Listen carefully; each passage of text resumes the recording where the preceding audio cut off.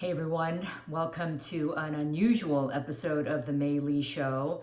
As you can see, I'm kind of in a different place right now, and I'm actually shooting this intro on my iPhone. And I'll explain why this is so different. Look, this has been an unbelievable week that we have all been through because of the shootings in Georgia.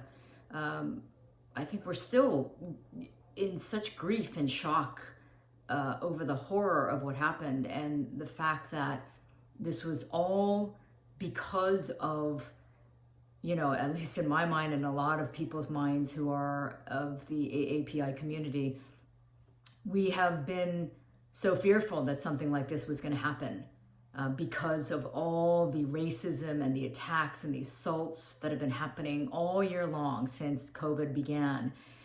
Inflamed by the former president and his followers, and just, worsened by the day. So when this shooting in Georgia happened,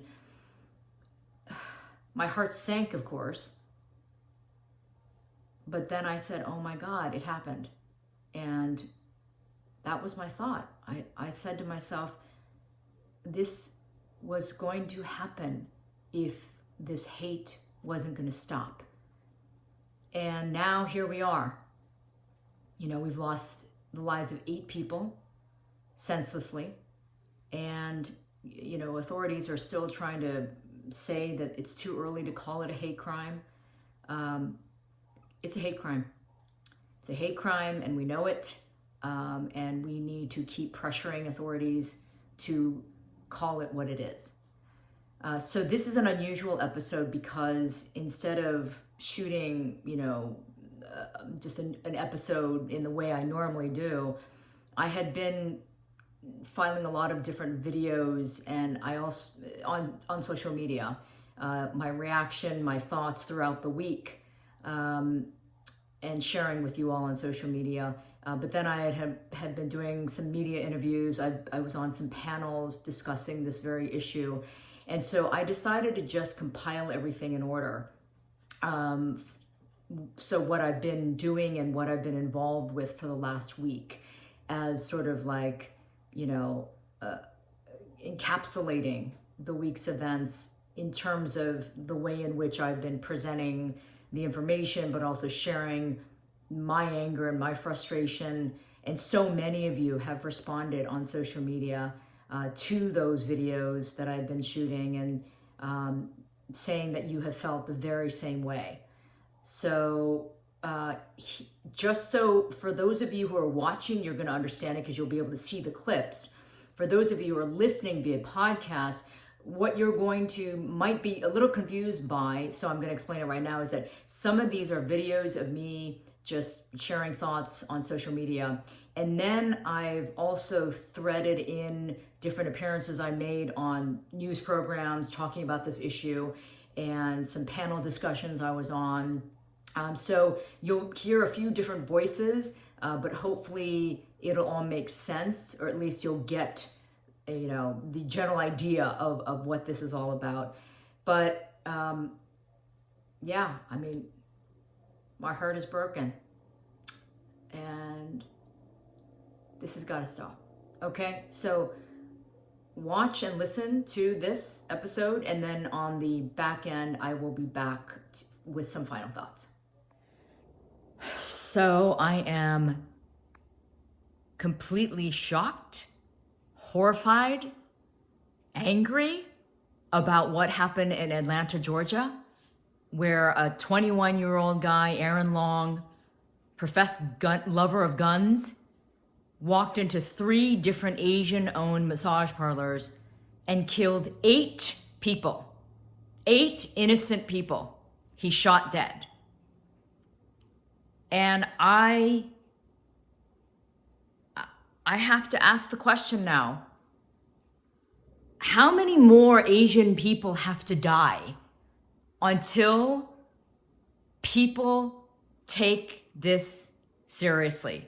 That there is a serious problem with anti-Asian hate in this country, a serious crisis going on with Asians being killed mercilessly, senselessly, And yet we still, at least I feel like there's still not a level of seriousness when it comes to the general public about this problem.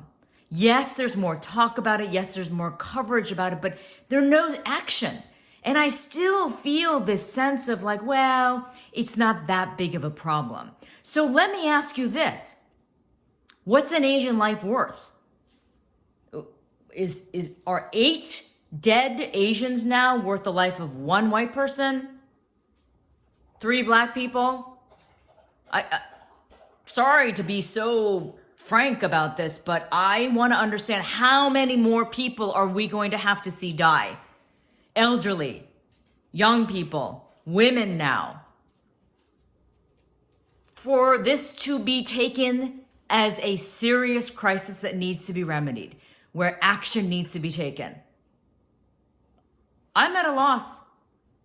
I have been talking about this for over a year now, trying to get information out, trying to raise awareness, going on news programs, doing my show, talking to anyone I can, posting as much as I can. And I'm exhausted, and I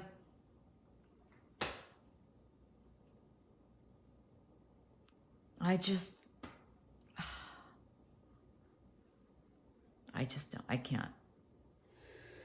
So by now, most of you know what happened in Atlanta, Georgia yesterday when a 21-year-old gunman, I'm not going to say his name, walked into 3 different Asian massage parlors and killed 8 people, 6 of them Asian women.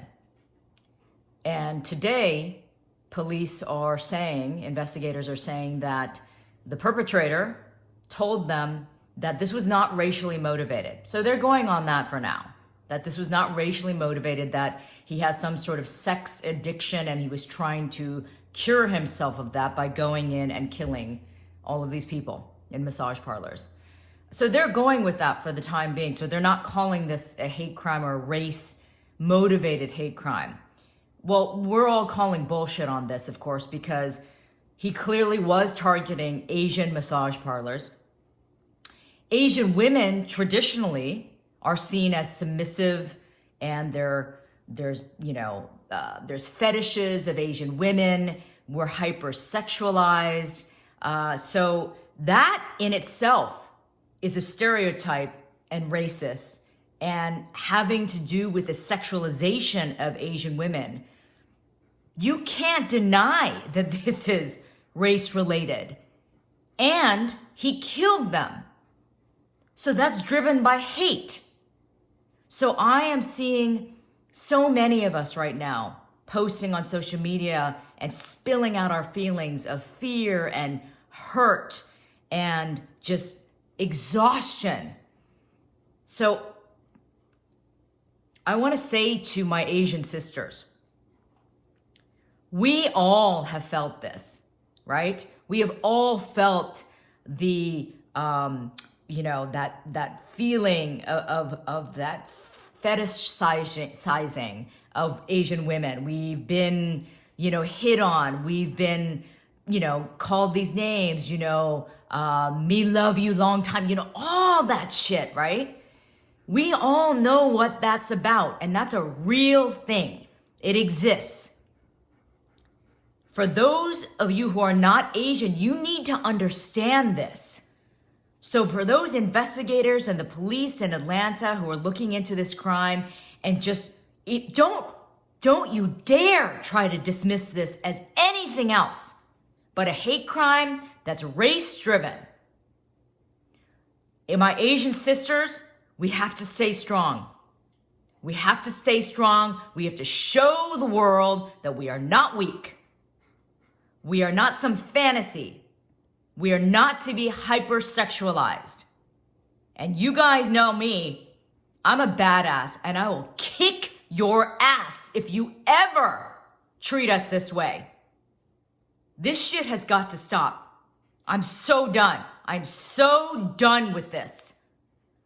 Fight on, everyone. All right? Let's break those stupid stereotypes created to keep us down, created to oppress us, created to make us feel invisible and like second-class citizens. We belong, and we're gonna fight back. Hey there, I hope everyone is hanging in there. I know we're all really tired. We're really still in shock. We're hurting, but we need to support each other and move forward and continue this fight.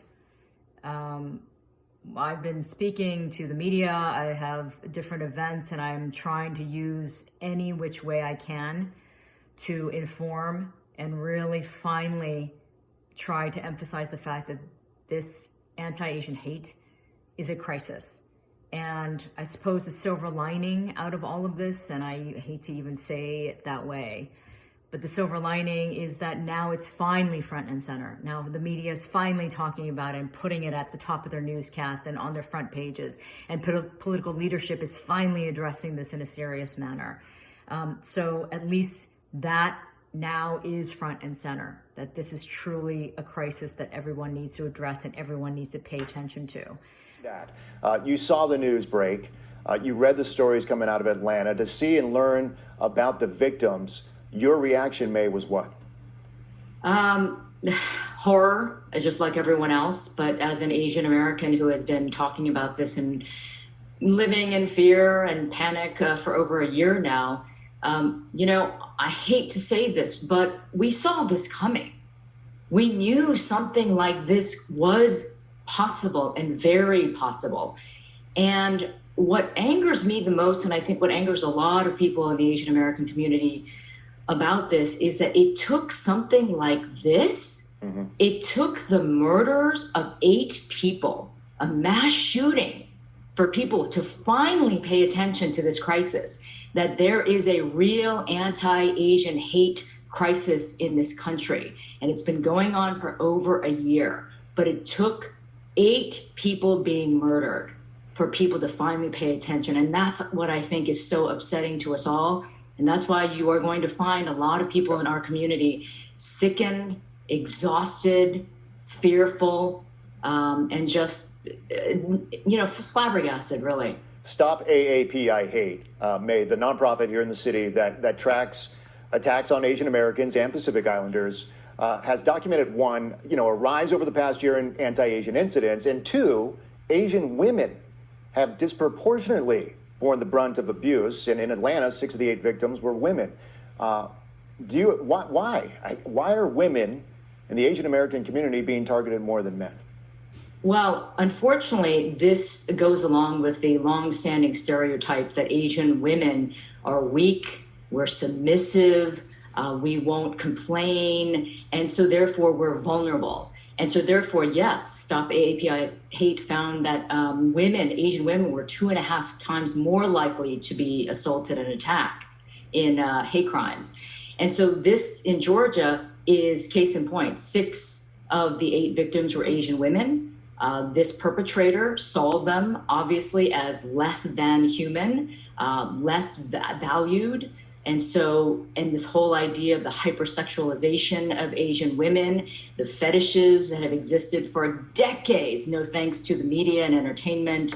So this is a long-standing ideal, this sort of fantasy of Asian women and the weakness of Asian women. So therefore, people see us as, a better target, an easier target. Sure. I will say personally, don't anyone ever try to screw with me, because you'll be sorry. Let me ask you this, May. The federal government said, 40%, I think, of hate crimes overall go unreported. Saying that, how important is it right now that Asian Americans, and I'm talking about young and old, all of them, speak out about incidents where maybe they were targeted, but, they kind of kept it inside over the last few years, maybe decades. And I'm actually starting to see that on social media, more and more people speaking out. But in doing that, what will happen? Well, in doing that, there's going to be far more reports of these incidents, whether they be minor, just verbal assaults or attacks and physical attacks. We're seeing more of that, of course. And yes, it's the elderly community that most likely will not want to report because they don't want to make waves, they don't want to make any noise. However, because now the attention is so great, The awareness is rising so much about this issue as a crisis. More and more people are going to speak out, and they must. I beg of you, you must report these incidents. If you don't report, nobody's going to know about it, and nobody's going to do anything about it. Authorities will start paying more attention to this as a real problem if they see more and more reports, and then we can put a stop to this. And we learned today that President Biden and the Vice President, Kamala Harris, will be traveling to Atlanta tomorrow to meet with Asian American leaders there in the city. We'll see how this new administration handles this as we move along in the months and years ahead. May Lee, always a pleasure to have you. You got a great podcast going, and thank you for your time. Thank you so much for having me. Of course. To be able to admit, to say that we're all still processing what May Lee had said when we were all in the green room together, is that I think we could collectively all say that we're all at our own individual stages of grief, and to be thankful for the spaces that open up. I know that there have been a number of them online, in persons' backyards, on the phone, on Clubhouse, on all the social media, and I'm just so thankful for the cacophony, the orchestra of voices that are out there. As we were saying before we started this program, yeah, we're all feeling still shocked and horrified. We're angry. We're tired. We're tired because we have been dealing with this for over a year. And so many of us have been talking about this, trying to raise the awareness, sound the alarm bells, and nobody listened. Mainstream media wasn't listening, political leaders weren't listening, and we were talking amongst ourselves trying to raise awareness, and nobody was listening.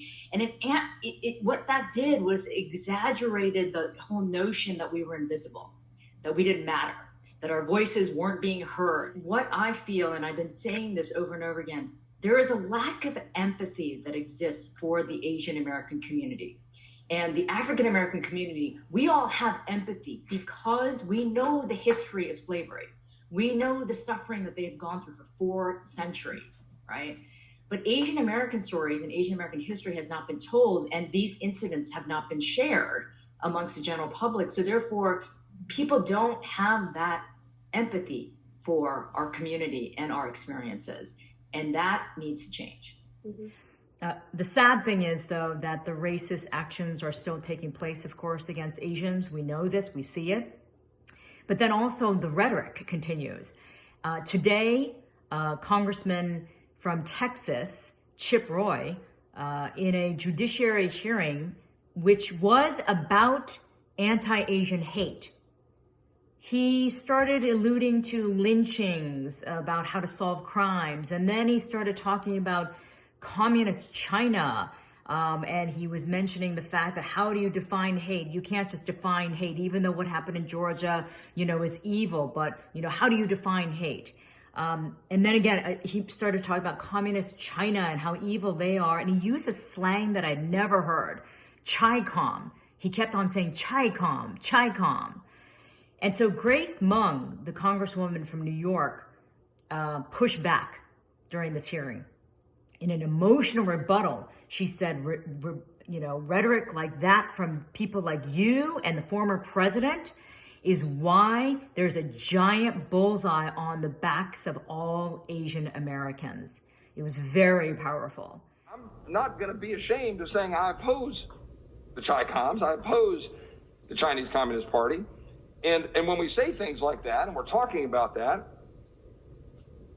we shouldn't be worried about having a committee of members of Congress policing our rhetoric because some evildoers go engage in some evil activity as occurred in Atlanta, Georgia. Who decides what is hate?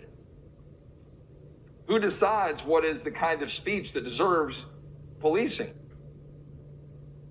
I want to go back to something that Mr. Roy said earlier. Your president and your party and your colleagues can talk about issues with any other country that you want, but you don't have to do it by putting a bullseye on the back of Asian Americans across this country, on our grandparents, on our kids. This hearing was to address the hurt and pain of our community, to find solutions, and we will not let you take our voice away from us. And then, of course, we know about the Cherokee County Sheriff's spokesperson, Jay Baker, who yesterday very just casually said that the shooter in Georgia was just having a really bad day.